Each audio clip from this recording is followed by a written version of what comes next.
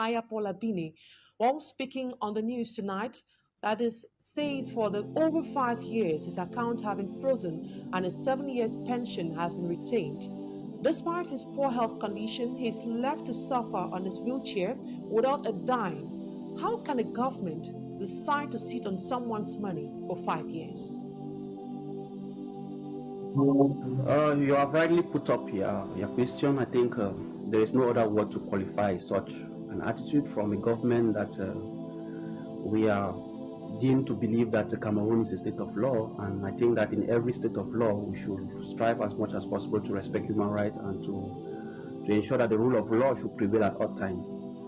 To believe that someone has worked for served this government with the kind of portfolio that you just highlighted, and that his salary has been frozen without any justified reason. And we should also note here that he's not. It is not like as if it's a favor that government wants to give him. This money that he hardly earned it, he deserved it, and it was reserved or cut by the government as his savings, so that when he retires, he can benefit from it. So the government unduly withdrawing it or withholding it is really encouraging and sending him to his early grave, because this is killing somebody alive, and I don't understand which kind of justification can be put to justify this kind of attitude of the government. So it's incomprehensible, and I don't think this is how we should treat a human being, especially people who tend to qualify as persons in their third ages. Barrister Tampa Richard, Justice Ayah also made mention of the fact that he was kidnapped from his residence in Yaoundé and kept in captivity for 223 days without being charged. One fateful morning, he is asked to walk back home while in detention. He lost his left eye, and developed a cardiac arrest. Can this case be considered as violations of human rights, and why is no one saying anything about what is happening to the retired Supreme Court judge? For sure, his rights have been seriously violated, and this is where human rights advocates like some of us have to come in to really advocate or put pressure to the government, because in this state of Cameroon, we are governed by the Constitution of the Republic, where it is said that nobody will be intimidated. You benefit from a fair trial, and you cannot be arrested illegally or given the kind of treatment that somebody like Justice Ayah was reserved. So I believe that his rights were grossly violated, and that government should have instead been on the side of trying to repair the damages that they have caused to him. You see that it was under his detention that his health became very fragile and he suffered so much, and I think government was instead supposed to compensate him.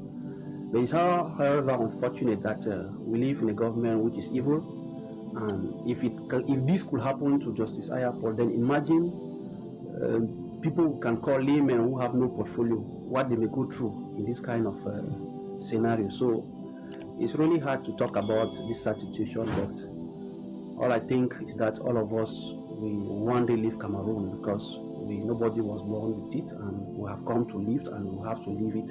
So those who have the opportunity to be at the affairs or manage the affairs of Cameroon should make sure that whenever they are living, at least they should be able to leave a legacy that they could be remembered of. But if those who have the affairs of this country have decided that they don't want to leave any legacy, there's no other thing that we can do, just to maybe accept and wait for the time of God to act. Now, as you rightly said, for someone who has served the nation to the highest ladder to be treated this way, what more of a common man? Now, how can you qualify this injustice meted on the legal mind? It's very cruel.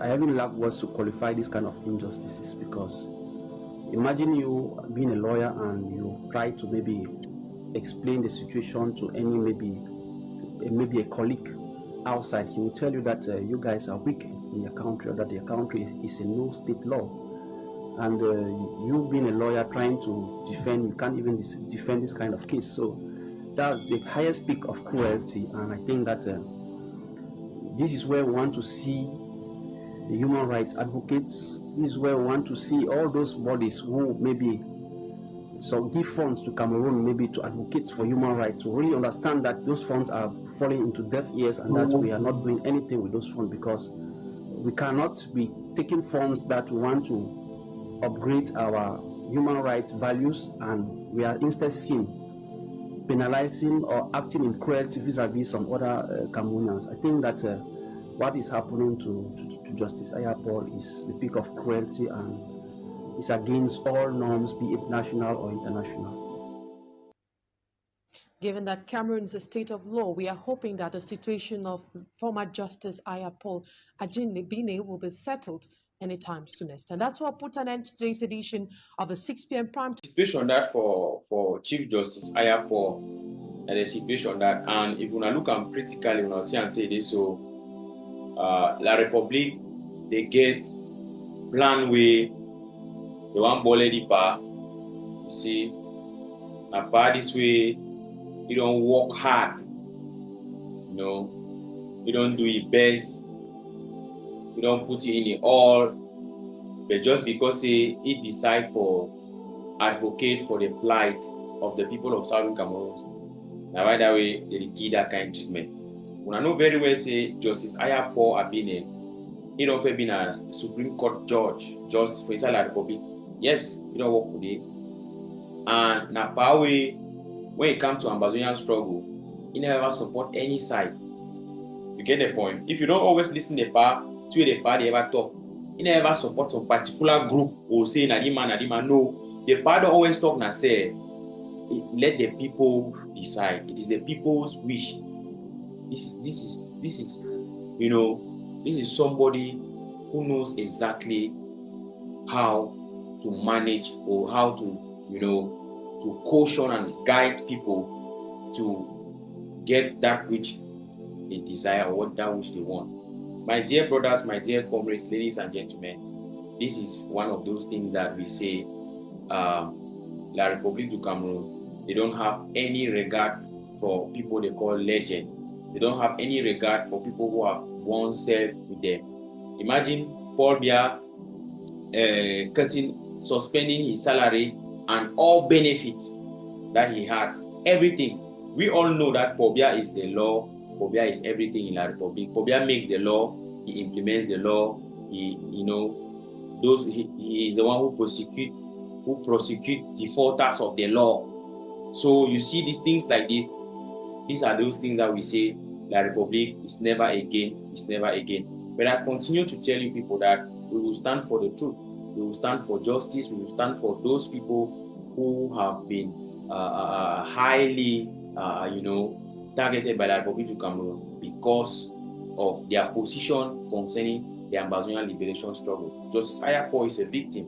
He's a victim. We know on several occasions how they have called his son, Ayah Abine, at said, Secretariat d'Etat de la Défense, at said, because he does humanitarian work, they called him saying that he's a sponsor of Ambazonian struggle and things like that, just because the Republic of Cameroon, they have their own way that they do things wrongly and everything. It's a fair state anyway, but I thought it wise to bring this to your knowledge. That's the situation of Josiah Paul. All we are asking you right now is, you guys, please, whenever you want to pray for him. He is our father. Of course, we have to recognize him. Pray for him, God to continue to keep him long. And I'm using this platform as well to say that Justice Ayah Paul, Ambazonians are with you. The people of Southern Cameroon will never forget you. We continue to stand together with you, irrespective of all the odds, irrespective of all the pain we are going through in the hands of La République du Cameroon. God bless you. God bless your family. And God bless Southern Cameroon's Ambazonia. For sure, we know very well that freedom will come. Freedom we seek, freedom we shall get.